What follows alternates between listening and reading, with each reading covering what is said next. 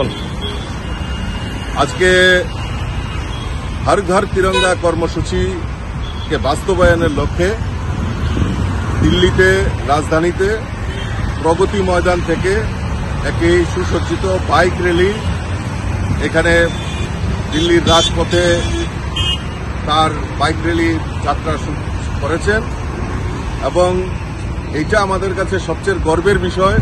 আমাদের যে আন বান শান, আমাদের এই তিরঙ্গার মানকে অক্ষুণ্ণ রাখার জন্য হর ঘর তিরঙ্গা উদযাপন করা হচ্ছে। আমি সকলের কাছে বিনম্রভাবে অনুরোধ রাখছি, আসুন সবাই মিলে আমাদের এই আন বান শানকে রক্ষার্থে আমরা হর ঘর তিরঙ্গা উদযাপন করি।